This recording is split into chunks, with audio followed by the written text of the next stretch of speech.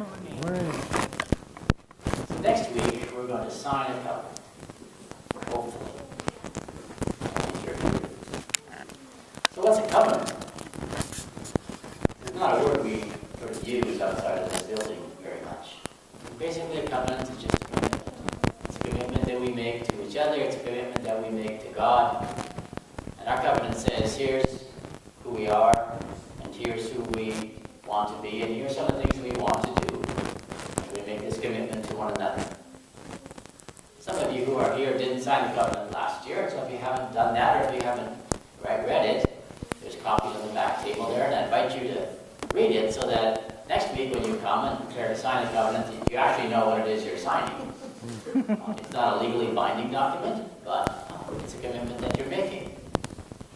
For those of you who did sign it last year, I invite you also to take and look at it and read it. Give yourself a grade. So how did you do? I'm not going to do that for you. Don't worry. Right? It's up to you.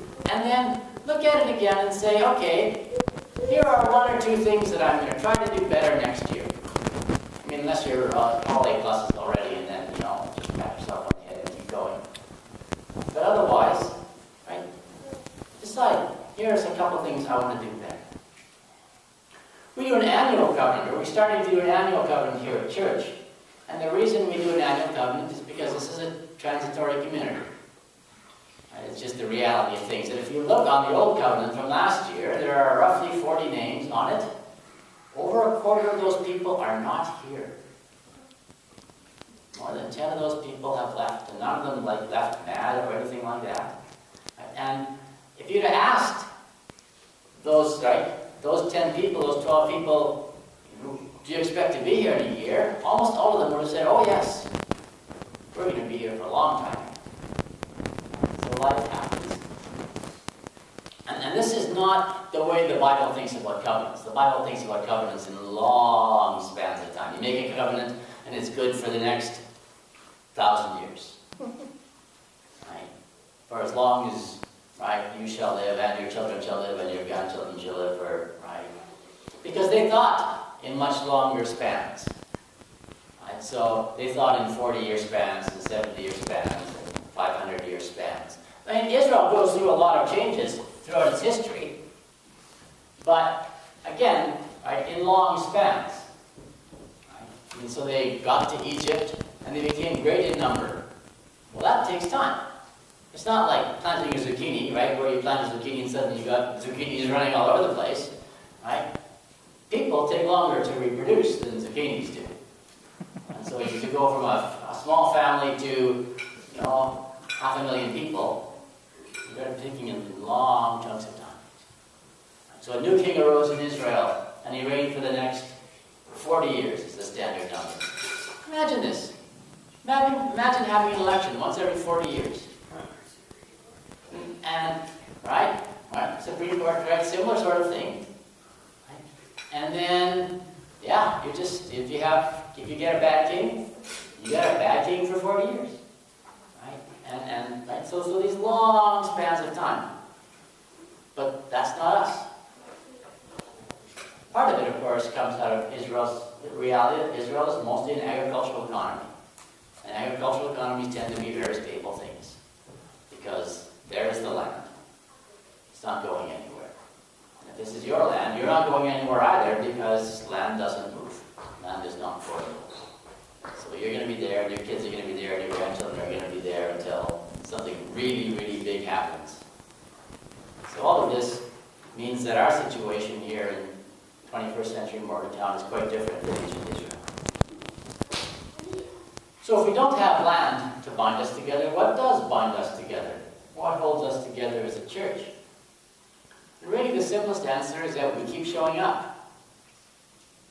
Because there are people who don't show up, and if you don't show up, then you're not part of this community.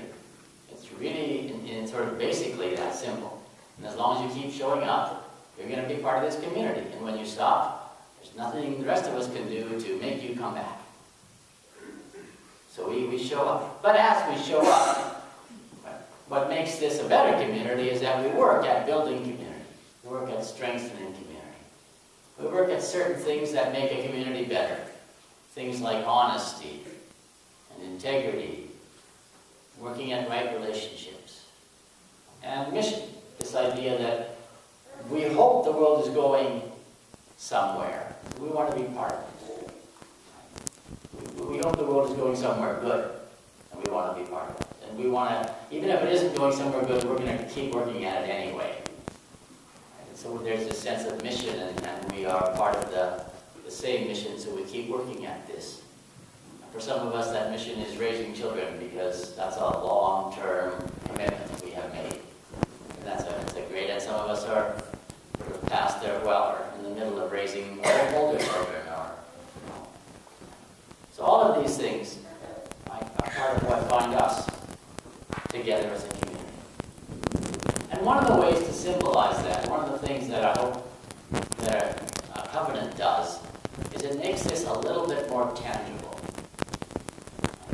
Because so much of what we do in church is words. And words are great. I work hard at words. For many of you, words are really, really important. But words, in some sense, are just words. And they don't stick in the brain all that well. For example, how many of you remember signing the covenant from last year? How many of you remember doing that? Okay, now of those, how many of you remember anything I said that morning? I don't. I have no idea what I said that morning. The sermon, I probably said something about government, right?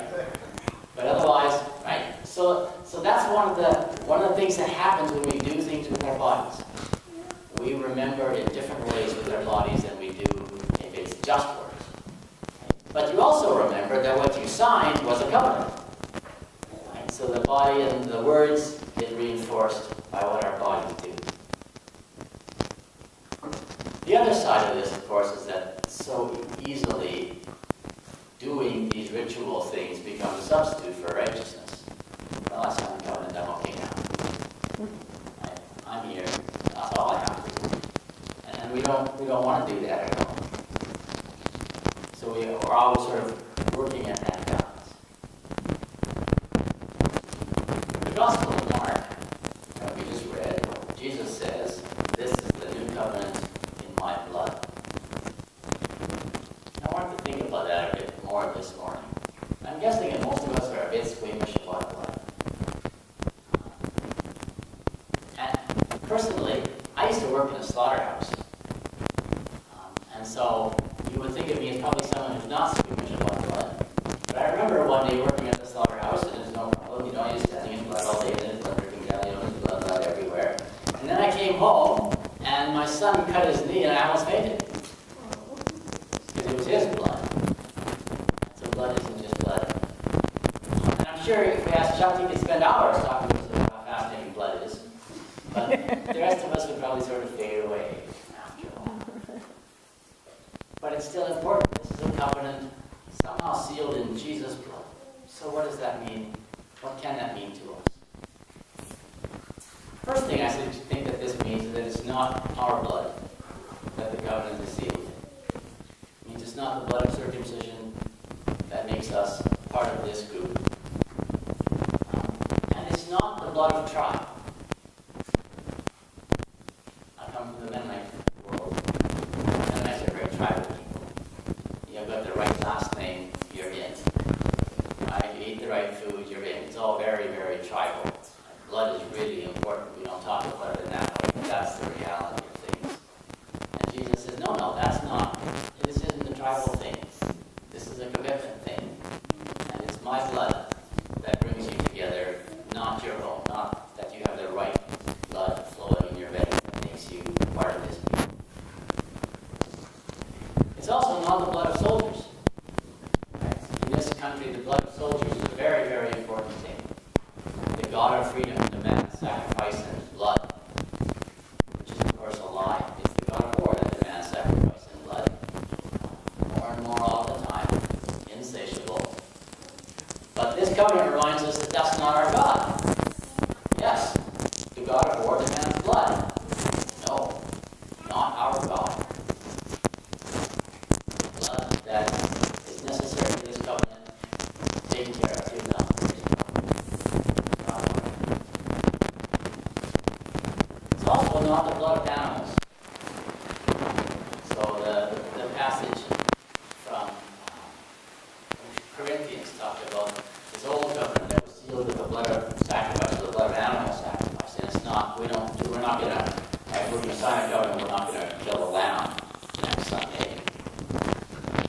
But it's also, I think, worth stepping back and being honest, that we're not going to kill a lamb next Sunday, but there's going to be meat at the potluck probably. And if there's meat, that probably meant that something bled. That something died. So yes, we still do a lot of things on the basis of the blood of animals. That is a huge part of the way we live our lives. And it's worth remembering, it's worth thinking about. Sometimes we read the Old Testament stories of animal sacrifice and we're horrified by the fact they slaughter these animals. In our country, we slaughter animals at a scale unimaginable in the ancient world. So let's not kid ourselves about the blood of animals. It's also not the blood of our enemies that makes this covenant a real thing. It's not because we managed to kill somebody that this covenant happened. And finally, it's not the blood of slaves. It's not the blood of coal miners. It's not the blood of all that expendable labor that drives our economy that makes us part of this covenant. There is a covenant like that. Because so much of our economy is based on expendable labor. People who are going to die young so that we can enjoy the cheap plastic crap we buy online. Or the iPhones that we all carry. Or the any phones that we all carry. Because somebody made those things that make them kind of ways to die young. And it's their blood that found this economy. And these are one of the things that we do in this covenant is we say, no, not their blood. We recognize that blood and we recognize we're part of that system. But no, we don't honor it. We don't pretend that it's holy. We don't pretend it's God ordained. We don't pretend that it's Christian. So part of coming forward and taking in the blood of Christ is to say enough. Enough is the blood offering. Enough people have died. Enough people have been slaughtered. Enough animals have been slaughtered. We're just going to say enough. Because this, right, the bread and the wine, this is how we deal with our enemies. This is how we treat one another. This is who we are as a people. So I invite you to come forward. And grab it and take this and join in the body and the blood of Christ.